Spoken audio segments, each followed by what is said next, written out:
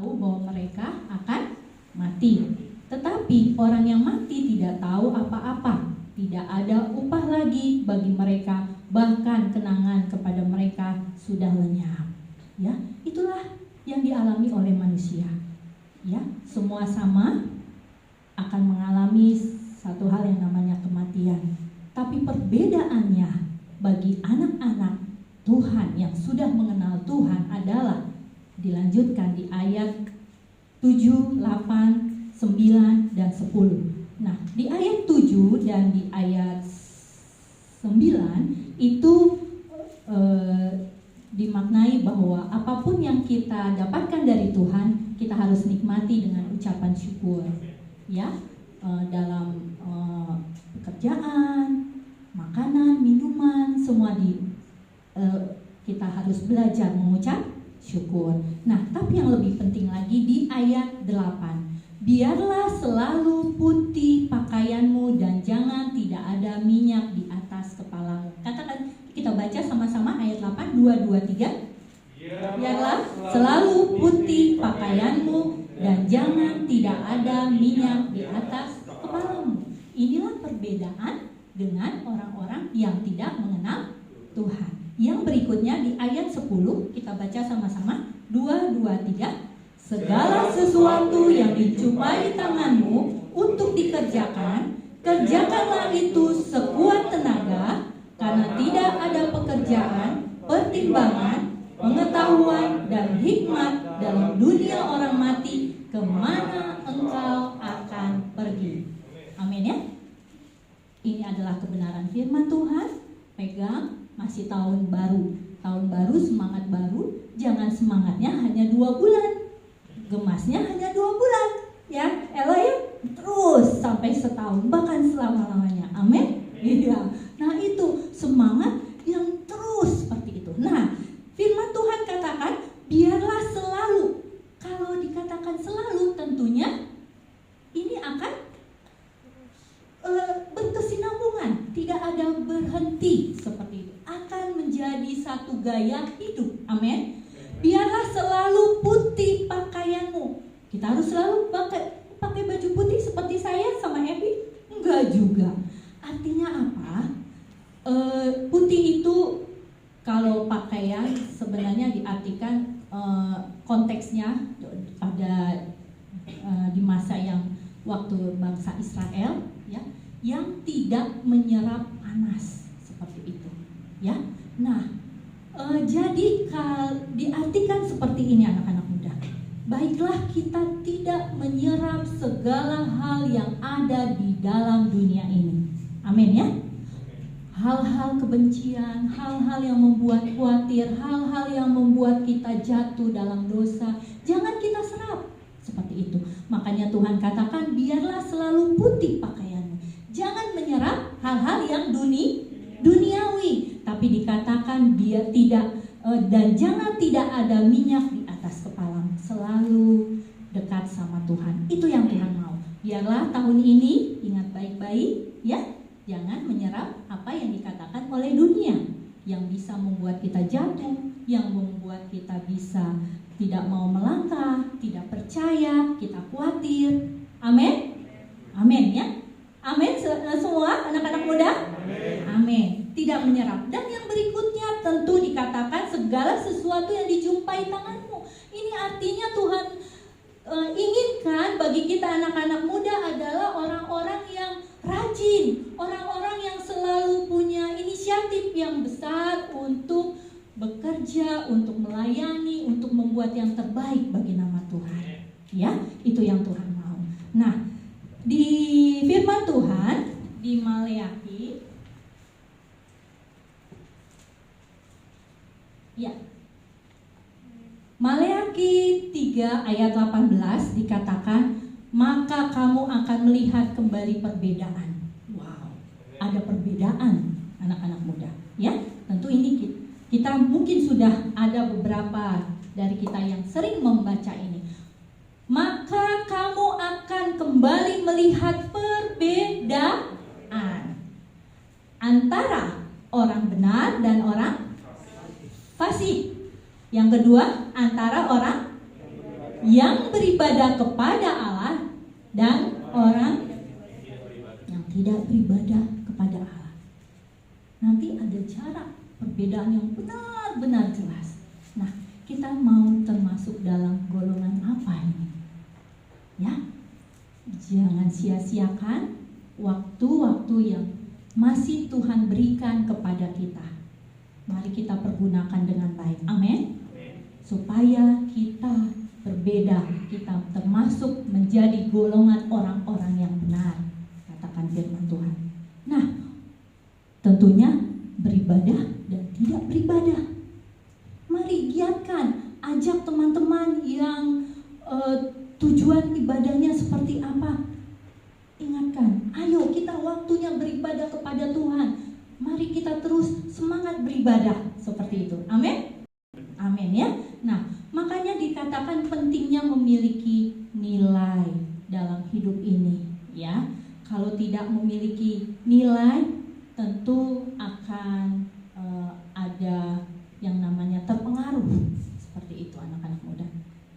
Karena apa? Itu sebagai dikatakan adalah suatu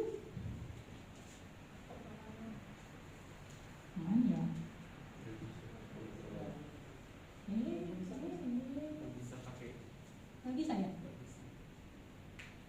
Jadi elo aja. Oke. Ya, ini sebagai suatu pertahanan untuk menjaga hati dan pikiran yang merupakan tempat pertempuran, ya.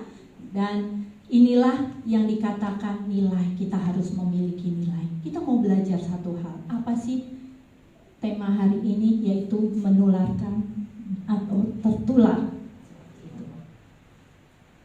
Di Lukas 8 ayat 14, kita baca sama-sama. Lukas 8 ayat 14.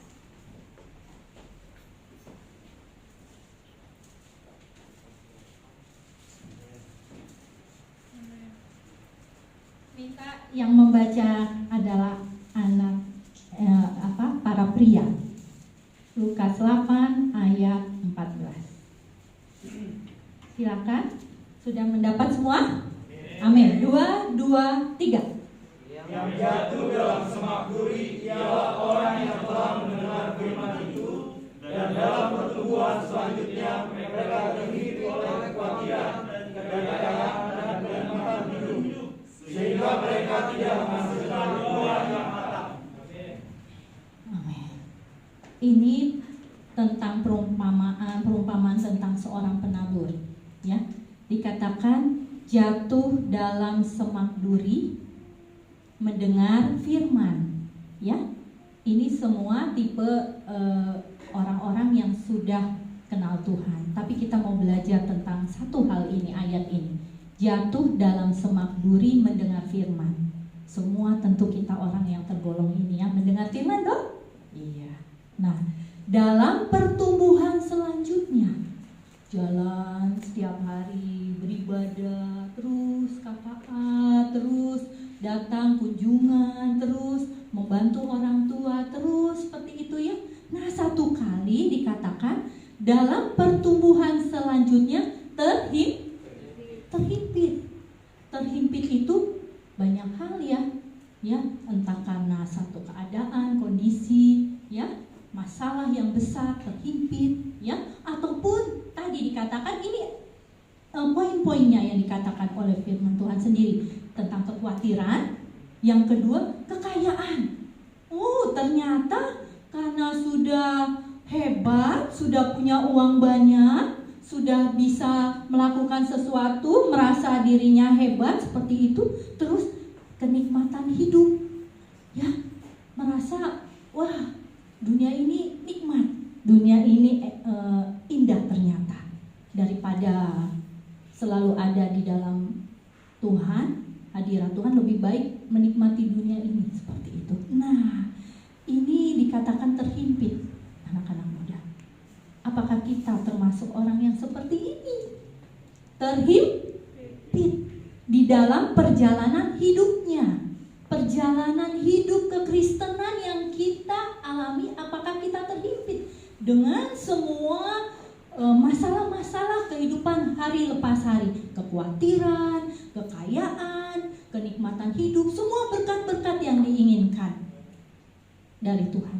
Sehingga dikatakan di akhir ayat ini dikatakan tidak menghasilkan buah yang matang. Ternyata dengan kehimpitan itu tidak menghasilkan buah yang matang. Kalau yang pertama dia langsung murtad, seperti itu, ya. Yang kedua, ya, karena segala kekayaan, segala hal, ya, nah seperti itu, nggak lama. Nah tapi yang ketiga ini sebenarnya tergolong kekristenan yang cukup lama, seperti itu. Mungkin pelayanan, mungkin sudah kenal Tuhan, lebih lagi kasih berkat Tuhan, tapi satu kali terhimpit sehingga dikatakan tidak menghasilkan buah yang matang.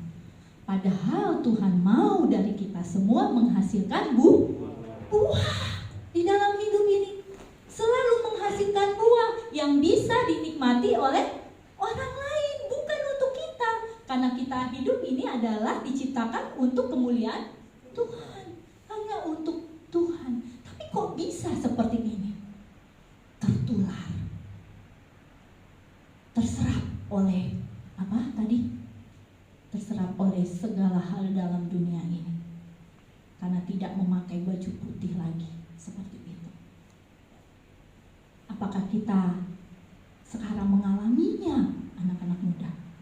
Sehingga kita tidak bisa dinikmati oleh orang lain kasih kita, buah kita. Kenapa bisa begitu? Nah, pertama adalah berikutnya, mengapa bisa begitu ya? Mengapa tertular? Dari yang tadinya rajin, karena masuk dalam kelompok atau teman-teman yang tidak rajin, akhirnya tidak rajin. Yang tadinya berkata-kata manis, selalu membangun, lama-lama perkataannya menyakitkan. Seperti itu, tertular, terserap oleh hal-hal dunia. Kenapa? Pertama, karena kita baca kehilangan tujuan. Kita tentunya punya tujuan dalam hidup ini, bukan? Ya, jangan kehilangan tujuan. Kalau gambar itu, karena dia mau targetnya dari gemuk jadi langsing, gitu. Punya tujuan seperti itu. Kita masing-masing punya tujuan dalam hidup ini, ya. Ada target-target, bahkan tahun yang baru kita punya target seperti apa. Bagus, itulah namanya manusia yang mau maju. Kalau apa targetmu? Nggak tahu, berjalan aja. Ya, harus ada target. Nah, tapi bagaimana dengan orang sebenarnya? Mungkin kita yang pernah mengalaminya atau teman-teman kita yang sekarang ini, kenapa mereka jadi down, jadi drop, jadi jatuh seperti itu? Karena kehilangan tujuan. Ayo, tujuan harus kita miliki sama-sama. Tujuan yang pasti. Kalau nggak punya tujuan, kita bisa dibelokkan, kita bisa bingung, kita nggak jelas arah kita, betul? Kalau kita punya tujuan, naik pesawat, walaupun semua suara berderi, pesawat Garuda akan berangkat ke Nias, seperti itu, ya, dari Jakarta ke Nias. Padahal kita mau ke Sulawesi, seperti itu. Kalau kita punya tujuan pasti, tentunya kita nggak akan mikir lagi. Ada yang mau ke Nias, ada yang mau naik ini, ada yang mau naik itu. Kita nggak mikir lagi, betul? Kita akan menunggu sampai tujuan buat kita itu datang, seperti itu. Tapi kalau kita kehilangan tujuan, anak-anak muda, maka kita akan bisa dibelokkan dengan keadaan ini. kita akan bisa menerima banyak tawaran-tawaran sehingga kita bisa terpengaruh karena nggak ada nilai seperti itu. Mari kita evaluasi apa tujuan hidup kita. Harus punya tujuan, tentunya tujuan yang memiliki nilai di dalam Tuhan, yaitu menyenangkan hatinya Tuhan dengan berbagai cara, dengan kepercayaan yang Tuhan berikan dalam pekerjaan, dalam pelayanan, di rumah, di keluarga.